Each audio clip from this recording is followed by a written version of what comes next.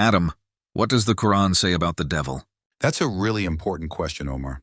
The Quran mentions the devil in many verses, showing us exactly how he leads people astray and tempts them.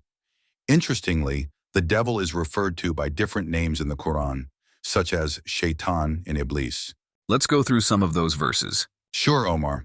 Let's start with one of my favorite verses, is from chapter 7, verse 201.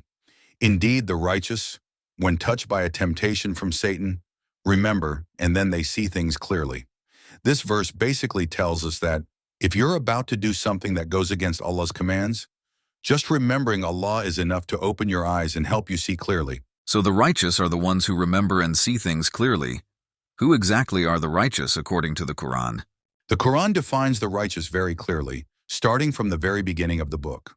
Allah said in chapter 2, verses 2 to 5, "This is the book in which there is no doubt, a guidance for those who are righteous, those who believe in the unseen, establish prayer, and give out of what we have provided for them. They also believe in what was sent down to you and what was sent down before you, and they are certain of the hereafter. It is they who are upon guidance from their Lord, and it is they who will be successful." Then in chapter 2, verse 177, Allah gives a more detailed description. Righteousness is not that you turn your faces toward the east or the west, but righteousness is in one who believes in Allah, the last day, the angels, the book, and the prophets, and gives wealth in spite of love for it to relatives, orphans, the needy, the traveler, those who ask, and for freeing slaves, and establishes prayer and gives zakah, those who fulfill their promise when they make one, and those who are patient in poverty and hardship and during battle. Those are the ones who have been true, and it is they who are the righteous. And finally in chapter 3, verse 76, Allah says, "Yes, whoever fulfills his covenant and fears Allah, then indeed Allah loves the righteous."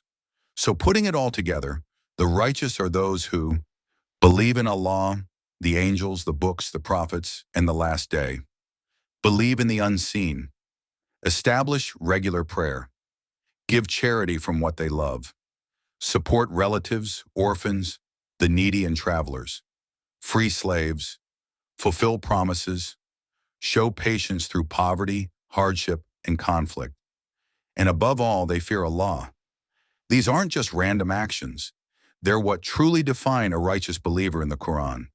So going back to that verse you mentioned from chapter 7, indeed the righteous, when touched by a temptation from Satan, remember, and then they see things clearly. It makes perfect sense now.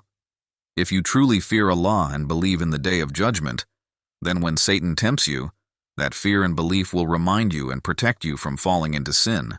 Another verse about the devil is in chapter 7, verse 17.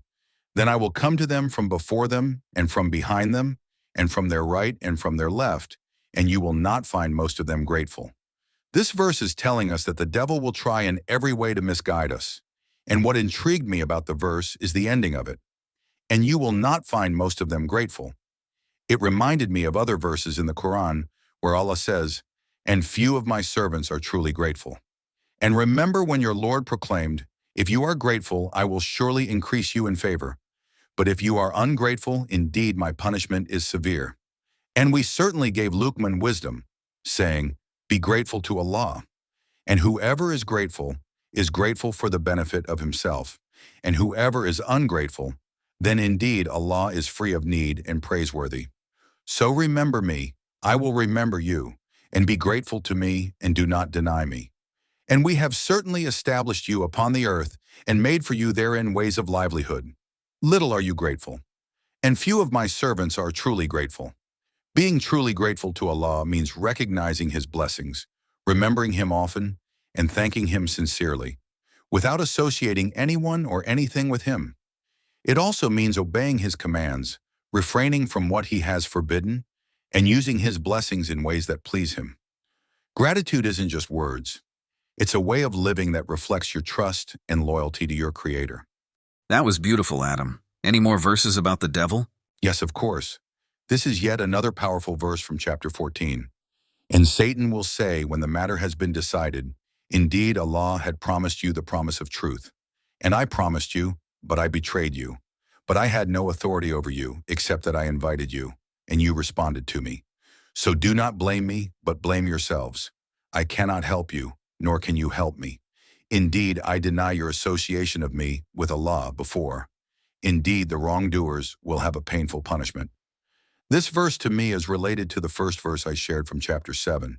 Indeed, the righteous, when touched by a temptation from Satan, remember, and then they see things clearly.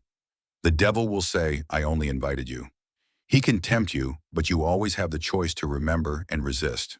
The verse makes it clear, he has no power to force you to do anything unless you choose to follow him. Well said, Adam. I'll just add that when your faith is strong, when you truly believe in Allah and the Day of Judgment, it becomes much easier to remember and turn away from the devil's invitations and temptations. Definitely, Omar. These are another important verses about the devil from chapter 26. Shall I inform you upon whom the devils descend? They descend upon every sinful liar. Now, the literal translation in English doesn't fully capture the weight of the Arabic expression afak athim, which goes far beyond just sinful liar. Sinful liar or afak athim is explained in verses 7 to 10 in chapter 45. Woe to every sinful liar who hears the verses of Allah recited to him, then persists arrogantly as if he had not heard them, so give him tidings of a painful punishment. And when he learns anything of our verses, he takes them in ridicule. For such people there will be a humiliating punishment. Beyond them is hell, and whatever they earn will not benefit them at all, nor what they took as protectors besides Allah. And for them is a great punishment. From these verses we clearly understand that devils descend upon those who are arrogant sinners, who ignore or mock Allah's verses in the Quran, and who treat his guidance with ridicule. These are the same people who associate others with Allah and proudly reject his message. So the Quran makes it crystal clear. Those who deny the truth and persist in their sins are the very ones the devils descend upon. Let me tell you, Adam, from my own experience, the closer I get to Allah and the more I strive to stay away from sin, the more protected I feel. I'm not claiming to be an angel. No one is free from sin. But I've noticed that ever since I drew closer to Allah and the Quran, avoiding sinful behavior has become easier.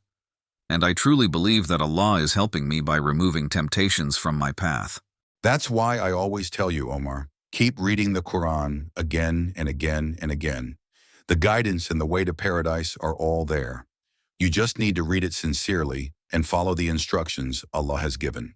Any more verses, Adam? Yes, there are. I will list a few that are self-explanatory. I will not go into details as not to make this a very lengthy video. Allah said in chapter 7, verse 27, O children of Adam, let not Satan tempt you as he removed your parents from paradise, stripping them of their garments to show them their shame. Indeed, he sees you, he and his tribe, from where you do not see them. Indeed, we have made the devils allies to those who do not believe. In these verses from chapter 15, the devil said, My Lord, because you have put me in error, I will surely make disobedience attractive to them on earth, and I will mislead them all, except among them your chosen servants. Allah said, This is a path of return to me that is straight. Indeed, my servants, no authority will you have over them, except those who follow you of the deviators. And these verses from chapter 16. So when you recite the Quran, seek refuge in Allah from Satan, the expelled from his mercy. Indeed, he has no authority over those who have believed and rely upon their Lord. His authority is only over those who take him as an ally and those who through him associate others with Allah. And in chapter 17, Allah said, And say to my servants to speak what is best. Indeed, Satan sows discord between them. Indeed, Satan is ever to man a clear enemy. And in chapter 34, and Iblees had already confirmed his assumption about them, so they followed him, except for a party of the believers. And he had no authority over them, except that we might make evident who believes in the hereafter from the one who is in doubt about it. And your Lord is, over all things, guardian. And finally in chapter 4, Allah said this about the devil, And I will surely mislead them, and I will surely arouse desires in them, and I will surely command them, so they will slit the ears of cattle, and I will surely command them, so they will change the creation of Allah. And whoever takes Satan as an ally instead of Allah has certainly sustained a clear loss. Thanks, Adam. That was a truly insightful lesson. Anytime, Omar. Just remember, keep reading and following the Quran. These are Allah's direct instructions to each one of us. Thank you for watching. We hope you enjoyed discovering the real Islam and found the information helpful. Don't forget to subscribe to our channel so you can continue learning more about Islam directly from the Quran.